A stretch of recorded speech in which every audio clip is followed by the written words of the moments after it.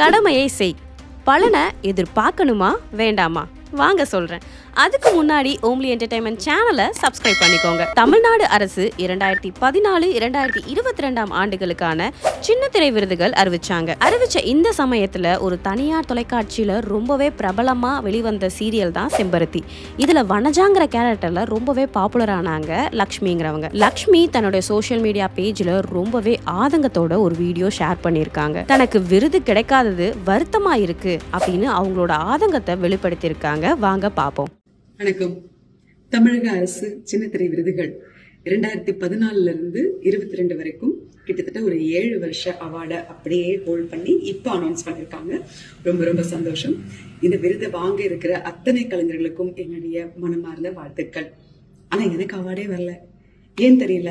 2014 22 வரைக்கும் அப்படின்னா 2017 2017 22 முடிய செம்பருத்தி பீக்ல இருந்திருக்கு. அதுலயும் 19 20 18 இந்த 3 வருஷமும் அவ்வளோ பீக்ல போயிருக்கு. நான் அதுல ஒரு நெகட்டிவ் லீட் ரோல் பண்ணியிருக்கேன். பட் எனக்கு அந்த அவார்டு கிடைக்கவே இல்லை. ஏன்னு தெரியலங்க. இப்போ இந்த தமிழக அரசு விருது அப்படிங்கிறது குடும்ப விருதுலாம் இல்லையே. அவங்க ஃபேமிலிக்கு மட்டும், அந்த சார்ந்த தொலைக்காட்சி தொடர்களுக்கு மட்டும், அதில் நடிக்கிற கலைஞர்களுக்கு மட்டும் அந்த மாதிரிலாம் கிடையாது இல்லை. ஒட்டுமொத்தமா சின்னத்திரை அப்படிங்கிறது எல்லா சேனல்ஸ்ல இருந்து, எல்லா சீரியல்ஸ்ல இருந்து நல்ல நடிக்கிற ஆர்டிஸ்ட செலக்ட் பண்ணி கொடுக்கறது. இப்போ என்னோட சீரியல் பொறுத்த வரைக்கும் நான் என்னோட ஓன் வாய்ஸ்ல அந்த 5 வருஷமும் நானே டப் பண்ணி நான் நடிச்சிருக்கேன். அதுக்காக அவ்வளோ உழைச்சிருக்கேன், அவ்வளோ கஷ்டப்பட்டிருக்கேன். ஸோ என்னுடைய கடமையை நான் 100% கரெக்டா பண்ணியிருக்கேங்கிற நம்பிக்கையில தான் எங்க என் உரிமை அப்படின்னு நான் கேட்கிறேன். இந்த விருது எனக்கு ஏன் கிடைக்கல? அந்த 3 வருஷங்கள் நான் தானே அவ்வளோ நல்லா பர்ஃபார்ம் பண்ணியிருக்கேன்னு சொன்னாங்க. ஸோ இது நான் கேட்கறது ஏதாவது தப்பு இருக்கா? இந்த செலக்டட் பண்ற கமிட்டின்னு ஒருத்தவங்க இருப்பாங்களே, அந்த கமிட்டியை செலக்ட் பண்றது யாரு? ஏன்னா அவங்க அவ்வளோ ஞானமா செலக்ட் பண்ணியிருந்தாங்கன்னா கண்டிப்பா என்ன மாதிரி இன்னும் எத்தனையோ தகுதி இருக்கிறவங்களுக்கு இந்த அவார்ட் போய் சேர்ந்திருக்கும். அப்படி தெரியல எனக்கு. ஏன்னா ஒரு சேனல்லையே பாய்காட் பண்ணியிருக்காங்க, அதுல இருந்து சீரியல்ஸையே பாய்காட் பண்ணியிருக்காங்க. அதுல இருந்த கலைஞர்களுக்கு எவ்வளவு வலிச்சிருக்கும், எவ்வளவு வலிச்சுக்கிட்டு இருக்கோம். இப்போ இதெல்லாம் என்ன சொல்றதுன்னு தெரியல.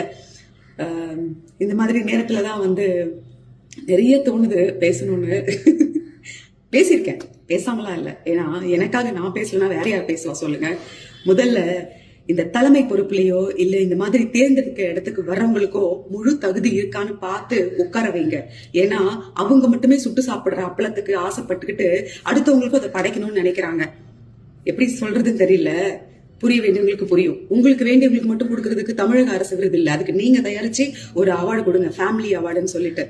எல்லாருக்கும் கொடுக்கறதுக்கு பேரு தான் தமிழக அரசின் விருது. தமிழக அரசு இதெல்லாம் கொஞ்சம் பாக்குறீங்களா? பார்த்துட்டு அதுக்கப்புறமா விழாயிடுங்க. அது கொஞ்சம் பாக்குறதுக்கு நல்லா இருக்கும். நம்ம எவ்வளவுதான் கஷ்டப்பட்டு வேலை பார்த்தாலும் அதுக்கான பலன் கிடைச்சாதானே நமக்கு ஒரு உத்வேகமா இருக்கும். கடமையை செய், பலனை எதிர்பார்க்கணுமா வேண்டாமா அப்படின்னு நீங்க கமெண்ட்ல சொல்லுங்க.